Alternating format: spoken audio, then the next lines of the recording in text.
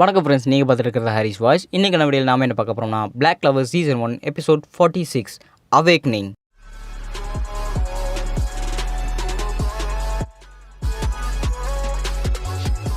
நோயலுக்கு அகோட்டோ வந்தது ரொம்பவே ஆச்சரியமாக இருக்குது. என் பேத்தி இப்போ பாரு களத்தில் இறங்கிட்டா, இப்போ என்ன நடக்க போகுதுன்னு மட்டும் பாரு அப்படின்னு அந்த வயசானவங்க சொல்கிறாங்க. ஸோ இப்போ என் கூட சண்டை போடுறதுக்கு இன்னும் 2 ஜோடி வந்துருச்சா அப்படின்னு வெட்டோ சொல்லும்போது, இங்கே என்னாச்சு, இங்கே இருக்கிற எல்லாருமே அடிவாங்கி இப்படி படுத்துட்டு இருக்காங்களே, மேக்னா லக் நீங்களும் இப்படி படுத்துட்டீங்களே அப்படின்னு சொல்லிட்டு இருக்கும்போதே, ஆஸ்தா உனக்குமா இந்த நிலமை, என்னால் இப்படி நினச்ச கூட பார்க்க முடியல ஆஸ்தா, நீ எல்லாம் இப்படி விட்டு கொடுப்பண்ணு அப்படின்னு நோயில் யோசிச்சுட்டு இருக்கும்போது, இவங்க எல்லாருமே இப்படி சக்தி வாய்ந்தவங்களே போயிட்டாங்க. இப்போ ஏற்பட்ட அரக்கனை நான் எப்படி எதிர்த்து சண்டை போட போகிறேன் அப்படின்னு சொல்லும்போது, ஆசை திருப்பி எந்திரிச்சு அடிக்க வராங்க, நான் விட்டு கொடுக்க மாட்டேன் அப்படின்னு. ஸோ தோற்றவங்கள ஓரமாக போய் சண்டை போடுங்கடா அப்படின்னு வெட்டை ஒரு தள்ளி விடுறாங்க. கஹனோ எப்படியாவது அவனை காப்பாற்று அப்படின்னு நோயில் சொல்லும்போது, கஹனோ தன்னோட சிங்கிங் எபிலிட்டினால் அங்கே ஒரு குஷன் மாதிரி க்ரியேட் பண்ணிவிட்டு ஆசை காப்பாற்றிட்டாங்க. அவனை காப்பாற்றினதுக்கு ரொம்ப நன்றி அப்படிங்கும்போது, இதுக்கு நான் 1000 யூல்ஸ் பே பண்ணணும் அப்படிங்கிறாங்க. சரி அப்புறம் நான் அதை அப்புறம் பண்ணிக்கிறேன் அப்படின்னு சிரிச்சிட்டு இருக்கிறாங்க. இதை நான் எப்படியாவது நான் பண்ணி ஆகணும், நீ ஏற்கனவே ஆசை அப்படி ஹீல் பண்ணல, இப்போ நீ பண்ண முடியுமா அப்படின்னு கேட்கும்போது, நான் பண்ணிடுவேன், ஆனால் இங்கே இவன் நம்மளை கொஞ்சம் டைம் கொடுப்பானா அப்படிங்கும்போது, அதுக்கு நான் ஒரு வழி பண்ணுறேன் அப்படின்னு சொல்லிட்டு கஹனோ தன்னோட எக்கோசோட வாய்ஸ் மூலமாக இணைச்சு, அண்ணா எந்திரி, நம்ம கனவு என்ன ஆகிறது, நீ நானும் சேர்ந்து ஒரு டான்ஸிங் அப்புறம் பாடகி ஆகணும்னு கனவு கண்டமே, இதெல்லாமே கனவாகவே போயிருமாண்ணா, எந்திரி அண்ணா அப்படிங்கிறாங்க. இல்லை அதெல்லாம் கனவாகவே போகாது அப்படின்னு சொல்லிட்டு கேட்டியை எந்திரிச்சிட்டாங்க. அவன் அண்ணன் அப்படிங்கும்போது, ஆமாம் அந்த பைத்தியக்காரன் தான் என் அண்ணன் அப்படின்னு சொல்கிறாங்க. ஏய் யாரை பற்றி பைத்தியக்காரங்கிறேன், நான் உன்னோட அண்ணன்டி அப்படின்னு சொல்லிட்டு இருக்கும்போது, அவன் எப்படி இவ்வளோ சக்தி வாய்ந்தவனாக இருக்கிறான், என்னோட சக்தியை கூட அவன் ரொம்ப ஈஸியாக தாக்க பிடிச்சிட்றானே, நாம் இதை ஏதாவது செஞ்சே ஆகணும் அப்படின்னு சொல்லிட்டு வெட்டோ பார்த்துட்டு சிரிச்சிட்டு இருக்கிறாங்க. அப்போ சரி நம்மளோட சக்தி எதுன்னு காமிச்சிட வேண்டியதுதான் அப்படின்னு சொல்லிட்டு இவங்க 2 பேருமே சிரிக்கிறாங்க. என்னென்னு பார்த்தா, கஹனோ அவங்க பாடும்போது கியோட்டோ டான்ஸ் ஆடினா இவங்க 2 பேருமே ஒரு கம்பைனேஷன் பவராட்டு க்ரியேட் ஆகும். நீங்கள் 2 பேருமே என்ன பைத்தியக்காரத்தனமாக பண்ணிட்டு இருக்கிறீங்க அப்படின்னு வெட்டோ பார்த்துட்டு இருக்கிறாங்க. இங்கே என்ன நடக்குதுன்னு எனக்குமே தெரியல அப்படின்னு சொல்லிட்டு இருக்கிறாங்க. இதுதான் எங்களோட கம்பைனேஷன் பவர் அப்படின்னு சொல்லிட்டு ஸ்கேட்டியோ தன்னோட கம்பைனேஷன் பவர் மூலமாக, அப்புறம் கஹோட்டோவோட பவர் மூலமாக எங்கள் வெட்டோ 2 பேரும் அடிச்சுக்க ட்ரை பண்ணியிருக்கிறாங்க. கஹோனியோ பாட ஸ்கேட்டியை அதுக்கு டான்ஸ் ஆடினாருன்னா இவரோட சக்தி இன்னும் பல மடங்கு இன்க்ரீஸ் ஆகும் அப்படின்னு சொல்லும் போது, ஸ்கேட்டியை அடிக்கும்போது வெட்டோ தடுத்துட்டாங்க. இதுக்கு சாத்தியமே இல்லை, எப்படி உங்கள் அந்த கம்பைனேஷன் பவரில் ரொம்ப சூப்பராக இருக்குது அப்படின்னு சொல்லும்போது, உங்கள் கம்பைனேஷன் பவர் உண்மையிலே சூப்பராக இருக்குது, ஆனால் நீங்கள் எப்படி இதெல்லாம் சமாளிக்க போகிறீங்க அப்படின்னு சொல்லிட்டு இருக்கும்போது, என் பேத்தியும் பேரனும் ரொம்பவே கடின உழைப்பு எடுத்திருக்காங்க அப்படின்னு சொல்லிட்டு ஒரு ஃப்ளாஷ்பேக் மாதிரி போகுது. அந்த ஊர் மக்கள் எல்லாருமே பிரார்த்தனை பண்ணிகிட்டு இருக்கும்போது, அதாவது இந்த வங்கக்கடல் கடவுளுக்கு இவங்க பிரார்த்தனை பண்ணிகிட்டு இருப்பாங்க. அது எல்லாத்தையுமே இவங்க கஹோனாவும் கியோட்டோவும் டான்ஸ் ஆடிட்டு பாடிட்டு இருப்பாங்க. இதோட நம்ம நிறுத்திக்கலாம் அப்படின்னு கியோட்டோ சொல்லும்போது, இல்லை முடியாது, நம்ம பணக்காரங்கள் ஆகிறதுக்கு இன்னும் கொஞ்சம் தான் இருக்குது, நம்ம எப்படியாவது ட்ரை பண்ணி எப்படியாவது நம்ம எல்லாத்தையும் கற்றுக்கணும் அப்படிங்கும்போது, இவங்க 2 பேருமே கடின உழைப்படுத்திட்டு இருப்பாங்க. அதை இவங்க அப்பாவும் தாத்தாவும் பார்த்துட்டு இருப்பாங்க. இவங்களோட கடின உழைப்பு எப்போவுமே வீணாகாது பாருங்கள், நீங்கள் எப்படியாவது ஜெயிப்பீங்க அப்படின்னு அவங்க தாத்தா சொல்கிறாங்க. கியோட்டோ என்னதான் அட்டாக் பண்ணாலும் வெட்டோ விடாமல் அவங்க தடுத்துக்கிட்டு அப்புறம் திருப்பி அட்டாக் பண்ணிகிட்டே இருக்கிறாங்க. எங்களோட பவர் எந்த பவர் தெரியுமா, இந்த ஊரோட பவர், எங்களோட சக்தி என்ன மாதிரி தெரியுமா, இந்த மக்களோட சக்தி, ஏன்னா நாங்கள் இங்கே இருக்கிறனால எங்களோட பவர் இங்கே கடவுளோட சேர்ந்து எங்களோட சக்தி ஒரு மகா சக்தியாக இருக்குது அப்படின்னு சொல்லும் போதே, அங்கே இருக்கிற மக்கள் எல்லாருமே உற்சாகமாகி அப்படித்தான் அவனை போட்டு தாக்குங்க அப்படின்னு சொல்லிட்டு இருக்கும்போதே, கஹோட்டோ பாடிக்கிட்டே இருக்கிறாங்க, கியோட்டோவும் அடிச்சுக்கிட்டே இருக்கிறாங்க. என்ன நடக்குது அப்படின்னு சொல்லிட்டு ஒன்றுமே தெரியல, அடித்த உடனே புகை மட்டுமா வருது, இவ்வளோதான் அவங்க சக்தியா அப்படின்னு வெட்ட வெந்திக்கிறாங்க. இதுக்கு ஆச்சரியமாக இருக்குது, இதுக்கு சாத்தியமே இல்லை அப்படிங்கிறாங்க. மக்கள் எல்லாமே மறுபடியும் சேட் ஆகிட்டாங்க. இப்போ என்னோடய சக்தியை பார்க்குறியா அப்படின்னு சொல்லிட்டு கியோட்டோ விடாமல் அடிச்சுக்கிட்டே இருக்கிறாங்க. அதில் எந்த பயனும் இல்லைன்னு தெரிஞ்சதுக்கப்புறமும், இப்போ என்னோடய சக்தியை பாடுறா அப்படின்னு வெட்டோ தன்னோட ஒரு அடி அடிக்கிறாங்க. பேர் கிளாஸ் மூலமாக தன்னோட காலை கியோட்டோ இறந்துட்டாரு. இதுக்கு சாத்தியமே இல்லை அப்படின்னு சொல்லிட்டு அவர் அதிர்ச்சியிலேயே ஒரு அடி வாங்கிட்டு கீழே போய் பறந்து விழுந்துட்டாங்க. கியோட்டோ முடியாது, இது நடக்கிறதுவே கூடாது அப்படின்னு அவங்க தாத்தா இது எல்லாத்தையுமே பார்த்துட்டு இருக்கிறாங்க. இப்போ முடிஞ்சுதா, அடுத்து இன்னொருத்தரோட சக்தி போக போகுது பாரு அப்படின்னு சொல்லிட்டு அங்கே வேகமாக வெட்ட ஓடி கஹோட்டோவோட தொண்டையிலேயே அடிச்சிட்டாங்க. கஹோட்டோட தொண்டை அடிபடுறதுனால பேசவே முடியாது.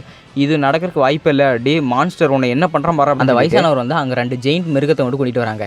குழந்தை விளையாட்டெல்லாம் போதும் அப்படின்னு சொல்லிட்டு பேர் கிளாஸ் மூலமாக அங்கே எல்லாத்தையுமே அடித்து முடிச்சதுக்கப்புறம், இப்போ நான் உன்னை அழிக்க போகிறேன் பாரு, டேய் நீங்கள் எல்லாமே இங்கேருந்து பார்த்து தான் இருக்கிறீங்க, நீங்கள் உங்களோட கனவு பற்றி சொன்னீங்க, ஆனால் இதை எங்களோட உண்மையான கனவு, இந்த கிளவர் கிங்டம் அழிக்கணும் அப்படின்னு சொல்லிட்டு இந்த தேடியோட கனவு அப்படின்னு சொல்லிட்டு இருக்கிறாங்க. இங்கே பார்த்தீங்கன்னா ஒவ்வொருத்தருமே இறந்துட்டாங்க, இப்போ உன்னை நான் பிச்சு எரிய போகிறேன் பாரு அப்படின்னு சொல்லிட்டு இருக்கும்போது, அவங்க கஹோட்டோ ஒரு பேச முடியலனாலும் எதோ பேச வெட்டோ முறைச்சி பார்த்துட்டு இருக்காங்க. பார்வை பார்த்தா எனக்கு ரொம்பவே பயமாக இருக்குது. அது மட்டும் இல்லாமல் எனக்கு அந்த பார்வையே ரொம்பவே பிடிக்கவே இல்லை. அதனால் நான் ஃபஸ்ட்டு அதை நோண்டி எடுத்துகிட்டு அப்புறம் உன்னை பிச்சு பிச்சு போடுறேன் பாரு அப்படின்னு சொல்லிட்டு இருக்கிறாங்க. என் ஃப்ரெண்டு மேலே கை வச்சு அவ்வளவுதான் அப்படின்னு நோயில் வந்து கத்துறாங்க. இப்போ நான் அவளை அட்டாக் பண்ணால் என்னோடய சக்திக்கு இது கஹோட்டோ அடிச்சிருச்சுன்னா என்ன பண்ணுறது? ஏற்கனவே ஆஸ்தா வந்து அப்படி அடி வாங்கி படுத்துட்டான். கஹோட்டோ அப்படி படுத்தா நல்லாவே இருக்காதே. இப்போ நான் என்ன பண்ணுறது? அவ்வளோ பெரிய அரக்கனுக்கு எதிராக என்னோடய சக்தி வந்து வேலை செய்யுமா அப்படின்னு நோயில் வந்து யோசிச்சுக்கிட்டே இருக்கிறாங்க. இப்போ பேசி முடிச்சது போதும், பேச்செல்லாம் என்னை நிறுத்தாது, நான் இவ்வளோ பிச்சு பிச்சு போட போகிறேன் பாரு அப்படின்னு சொல்கிறாங்க. நோயிலுக்கு ரொம்பவே அதிர்ச்சி. பார்த்தீங்கன்னா கையை பிச்சு போடுறதுக்கு கையை போட்டு நசுக்கிட்டு இருக்கிறாங்க. என்னால் இது பண்ணவே முடியாது, நான் எப்படியாவது பண்ணியாகணுமே, எல்லோரும் ஆபத்தில் இருக்கிறாங்க அப்படின்னு சொல்லும் போதே கஹோட்டோ வந்து பேசுகிற மாதிரி ஃபீல் ஆகுது. கஹோட்டோ எப்படி நீ பேசுகிற அப்படிங்கும்போது, நான் என்னோடய உள்ளுணர்வு மூலமாக உன்னோட உள்ளுணர்வோடு சேர்த்து நான் பேசிகிட்டு இருக்கிறேன் அப்படிங்கிறாங்க. நீ எல்லாமே இங்கே வந்து ஜெயிப்ப பாரு, நீ வந்து உன்னோட குடும்பத்துக்காக போராடி இருக்கிற அப்படின்னு தன்னோட குடும்பத்தை வந்து ஒரு ஃப்ளாஷ்பேக் மாதிரி காட்டுறாங்க. இவங்க தான் உன்னோட குடும்பம், இவங்களுக்காக நீ எப்படியோ போராடியே தீர்வு பாரு, நீ கண்டிப்பாக ஜெயிப்ப அப்படின்னு சொல்லிட்டு இவங்க சொல்கிறாங்க. நோயலுக்கு வந்து இது கேட்டவுடனே ரொம்பவே அழுக வந்துருச்சு. இப்போ நான் உன்னை பிச்சு போடுறேன் பாரு அப்படின்னு சொல்லி நண்பர்களை விட்டுறையா அப்படின்னு நோயில் வந்து சொல்கிறாங்க. இதுக்கு சாத்தியமே இல்லையே, எப்படி இவ்வளோ பெரிய மேனை க்ரியேட் ஆகுது அப்படின்னு சொல்லிட்டு அந்த கோயிலே அதிருது. அந்த அந்த கடவுள் சிலையுமே பார்த்திங்கன்னா அப்படியே அதிருது. நோயல், எனக்கு தெரியும் நீ எப்படியோ சக்தி ஆயிடுவன்னு, ஆனால் இவ்வளோ பெரிய சக்தி வந்தவனுன்னு எனக்கு சத்தியமாலும் தெரியாது அப்படின்னு கேப்டன் யாமி யோசிக்கிறாங்க. என் ஃப்ரெண்டை விட்டுரு, இல்லைன்னா உன்னை நான் சும்மா விட மாட்டேன் அப்படிங்கிறாங்க. ஒரு நிமிஷம் உன்னோட சக்தியை பார்த்தா நீ நிஜமாலுமே ஒரு நோபலா அப்படிங்கிறாங்க. அதெல்லாம் இருக்கட்டும் அப்படின்னு சொல்லிட்டு இவங்களுக்கு ஒரு ஃப்ளாஷ்பேக் வருது நோயலுக்கு. ஃபியூக்லின் வந்து சொல்லியிருப்பார் பார்த்தீங்களா, நீ உங்கள் அண்ணன் நினச்சிட்டு இருக்கிறதெல்லாம் நினச்சிட்டு இருக்கிறியா? ஒரு போர்க்களத்தில் எப்போயுமே ஒரு வீராங்கனை சண்டை போடுறத மட்டும் தான் யோசிச்சுட்டு இருக்கணும். அது மட்டும் இல்லாமல் நீ ஒரு மேஜிக் நேட்டர் பலகீனமாக வாழ்கிறது தப்பு இல்லை, ஆனால் பலகீனமாகவே வாழ்ந்து சாகிறது தான் தப்பு. அதனால் இப்போ எந்திரிச்சு போய் சண்டை போடு அப்படின்னு ஃபியூக்லின் வந்து சொல்லியிருப்பார். அதை ஞாபகம் வச்சுக்கிட்டு இப்போ பார்த்தீங்கன்னா நோயில் வந்து சண்டை போடுறாங்க. நீ ஒரு நோபல் தானே அப்படிங்கும்போது, அது எதுவாக இருந்தால் என்ன, என் பேர் நோயில் சில்வா, நான் வந்து பிளாக் புல்ஸில் ஒரு காம்பாக்டர்னு சொல்கிறாங்க. அப்போ சரி இனிமேல் சண்டை சூடு பிடிக்க போது பாரு அப்படின்னு வெட்ட வந்து கஹோனை வந்து தூக்கி போட்டுடுறாங்க. கஹோனை வந்து கீழே வந்து அடிபட்டுறாங்க. அதை பார்த்தோன்னே நோயிலுக்கு இன்னும் ரொம்ப கோவம் வருது. இப்போ என்னோடய சக்தியை பாரு அப்படின்னு சொல்லிட்டு நோயில் வந்து அந்த வாட்டர் பவர் விடுறாங்க. அப்போ சரி உங்கள் சக்தி விட்டு யார் பவர்ஃபுல்னு காட்டலாம் அப்படின்னு சொல்லிட்டு பேர் கிளாஸ் ரெடியாக வச்சுட்டாங்க. தன்னோட வாட்டர் பவர்னால அங்கே ஒரு ட்ராகனே வருது. வெட்டோ வந்து அதை பார்த்து அசர்ற மாதிரி இல்லை, நான் உன்னை சமாளிக்கிறதுக்கு ரொம்ப ஈஸி அப்படின்னு சொல்லிட்டு தன்னோட ரைட் ஹேண்ட்லேயே அந்த ட்ராகனை வந்து அடக்குறாங்க. நோயில் வந்து லைட்டாக தடுமாறுறாங்க. இருந்தாலும் தன்னோட உறுதியான முடிவுகளை அழிச்சே தீருவேன் அப்படின்னு சொல்லிட்டு தன்னோட உறுதியான முடிவுனால் பார்த்திங்கன்னா வெட்டோவை வந்து அப்படியே தூக்கி போட்டாங்க. வெட்டோவை வந்து கொஞ்சம் கொஞ்சமாக சமாளிக்க முடியல, ஏன்னா பவர் ரொம்ப ரொம்ப இன்க்ரீஸ் ஆகுது. நோயிலோட தன்னம்பிக்கை பவர் இன்க்ரீஸ் ஆகும்போது வெட்டோ வந்து அந்த ட்ராகன்கிட்ட மாட்டிட்டாங்க. அந்த ட்ராகனை வந்து வெட்டோவை அடித்து போட்டுட்டு அங்கே இருக்கிற அந்த ஷீல்டையுமே தாண்டி உள்ள போயிடுச்சு. அது என்ன நம்ம கடவுளா அப்படின்னு சொல்லிட்டு அந்த வெளி மக்கள்லாம் பார்த்துட்டு இருக்கிறாங்க. இந்த பொண்ணுக்கு இவ்வளோ பெரிய சக்தியா, என்னால் இங்கே நம்பவே முடியல, எனக்கு என்னாச்சு அப்படின்னு வெட்டோ வந்து ஒரு மாதிரி டயர்டாக இருக்கிறாங்க. என்னென்னு பார்த்தா வெட்டோவோட அந்த ரைட் ஹேண்டே காணோம். இவளோட சக்தி இல்லை, இவன் நிஜமாலுமே எங்களோட கடவுள் தான், எங்களோட கடவுள் அப்படின்னு அந்த வயசானவங்க சொல்லியிருக்காங்க. நோயல், உன்னோட சக்தி உண்மையிலேயே ரொம்ப சூப்பர், நீ உன்னோட லிமிட்டையே நீ கொன்னுட்ட, அந்தளவுக்கு நீ சண்டை போட்டு நடக்கிறதுக்கு வாய்ப்பே இல்லை அப்படின்னு வெட்டோ வந்து ஒரு ஃப்ளாஷ்பேக்குள்ளே போகிறாங்க. இங்கே பார்த்தீங்கன்னா நீ வந்து வழி அழிமைக்கு தேவையில்லை வெட்டோ, மற்றவங்களுக்கு அந்த கிளவர் கிங்டமில் இருக்கிறவங்களுக்கு தான் நீ வந்து வழியை கொடுக்கணும் அப்படின்னு சொல்லிடுறாங்க. லிக்ட்டு வந்து சொல்கிற மாதிரி இருக்குது. ஒரு ஃப்ளாஷ்பேக் மாதிரி நடக்குது. இவங்களோட கிராமத்தில் வந்து ஒரு தம்பதிக்கு வந்து கல்யாணம் ஆகுது. அந்த கல்யாணத்தில் வந்து எல்லாருமே ஜாலியாக பூ மலர்களை போட்டுக்கிட்டு ஜாலியாக இருக்கிறாங்க. திடீர்னு அங்கே பார்த்திங்கன்னா அங்கே ஒரு ஃப்ளாஷ் ஹோல் மாதிரி வருது. அந்த ஃப்ளாஷ் ஹோல் வந்து ஏகப்பட்ட அம்பு, அதாவது லைட் ரேஸ் வந்து அங்கே இருக்கிற மக்கள் எல்லாத்தையுமே கொன்று போட்டுருது. கொஞ்ச நேரத்துலேயே ஒரு மணமேடை வந்து ஒரு சுடுகாட்டாக ஆயிடுச்சு. இங்கே பார்த்தீங்கன்னா உங்கள் எல்லாத்தையும் நான் தான் இப்போ கொல்ல போகிறேன் அப்படின்னு தன்னோட 3வது கண் வந்து ஓப்பன் ஆகுற மாதிரி கட்டுறாங்க.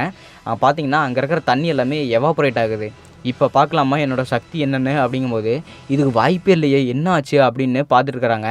என்னோட முழு சக்தி நீ பார்க்குறியா, மேஜிக்கல் மித்திக்கல் பீஸ்ட் அப்படின்னு சொல்லிட்டு அவரோட மொழியில் ஏதோ பேசிகிட்டு இருக்காப்புல. திடீர்னு அவரோட ரைட் ஹேண்ட் பார்த்திங்கன்னா ரீஜெனரேட் ஆகுது. இதுக்கு வாய்ப்பே இல்லையே, எவ்வளோ பெரிய ஹீலிங் பவராக இருந்தாலும் காயத்தை தான் குணப்படுத்த முடியுமே தவிர ஒரு ஆமையை ரீஜெனரேட் பண்ண முடியாது அப்படின்னு அந்த வயசானவர் சொல்லியிருக்கிறாங்க. இவன் நிஜமாலும் ஒரு டெரரிஸ்ட் குரூப்புன்னு தான் நினச்சேன், ஆனால் இவன் வேறு மாதிரி ஏதோ இருக்கிறான். நோயில் அங்கேருந்து எப்படியாவது தப்பிச்சு ஓடி போயிரு அப்படின்னு கேப்டன் யாமியை வந்து கத்துறாப்புல. இல்லை, இவங்க எல்லாருமே எனக்காக தான் இங்கே சண்டை போட்டுட்ருக்குறாங்க, நான் வந்து இவங்களை விட்டுட்டு போக மாட்டேன் அப்படின்னு வந்து நோயில் வந்து யோசிக்கிறாங்க. இங்கே எல்லாருமே அடிபட்டு கிடக்கிறாங்க, நான் இங்கேருந்து எங்கேயுமே போக மாட்டேன் அப்படின்னு நோயில் வந்து சொல்லிகிட்டு இருக்கும்போது, அப்போ சரி என்னோட மித்திக்கல் பீஸ்டோட பவரையும் நீ பார்த்துக்க, இது திருப்பி கொடுக்க வேண்டிய நேரம் அப்படின்னு சொல்லிட்டு வெட்டோவோ தன்னோட பீஸ்ட் பவர்னால் அங்கே ஒரு ரேவாட்டை விடுறாங்க. என்னோட பவர் எனக்கு என்னாச்சு, நான் லாஸ்ட்டாக யூஸ் பண்ண பவர் வந்து என்னோட எல்லா மேஜிக்கும் எடுத்துருச்சு அப்படின்னு சொல்லிட்டு இருக்கும்போதே அந்த ரே வந்து நோயிலுக்குள்ளே பாஸ் ஆகுது. பார்த்தீங்கன்னா அங்கே இருக்கிற அந்த ஷீல்டையுமே தாண்டி உடச்சிட்டு போகுது. அங்கே இருக்கிற நகரமே எல்லாமே புகை மூட்டமாகுது. இதுக்கு சாத்தியம் இல்லை, இவன் இவ்வளோ பவராக இருப்பானா அப்படின்னு சொல்லிட்டு அந்த வயசானவர் நோயில் எப்படி இறந்துருப்பான் அப்படின்னு சொல்லிட்டு எல்லாருமே வித்தியாசமாக பார்த்துட்டு இருக்கிறாங்க. இருந்தாலும் அங்கே பார்த்தீங்கன்னா அங்கே ஒரு ஸ்வாடு மட்டும் ஒரு கையில் பிடிச்சிட்டு இருக்குது. நான் விட்டு கொடுக்க மாட்டேன் அப்படின்னு ஆஸ்தா வந்து நின்றுருக்காங்க. ஆஸ்தா அப்படின்னு நோயிலுக்கு ஒரு அதிர்ச்சி, ரொம்ப சூப்பராக பொடியா, நீ உண்மையிலேயே நீ எனக்கு புல்லரிப்பு வைக்கிறடா அப்படின்னு கேப்டன் யாமியும் சிரிக்கிறாங்க. நான் விட்டு கொடுக்க மாட்டேன், இது இன்னும் முடியல அப்படின்னு ஆசை சொல்கிறாங்க. ஆமாம், நீ சொன்ன மாதிரி இது இன்னும் முடியல, நானும் விட்டு கொடுக்க மாட்டேன் அப்படின்னு வெட்டவும் சொல்கிறாங்க. அப்போ சரி வா, யார் முதல்ல இப்போ சண்டை போடுறாங்கன்னு பார்த்துடலாம் அப்படின்னு சொல்கிறாங்க. அதோட இந்த எபிசோடு முடிக்கப்படுது. ஸோ இந்த மாதிரி நிறைய வீடியோஸ் வேணும்னா மறக்காம நம்ம சேனல் சப்ஸ்கிரைப் பண்ணிடுங்க. Until then, bye from Hari's Voice.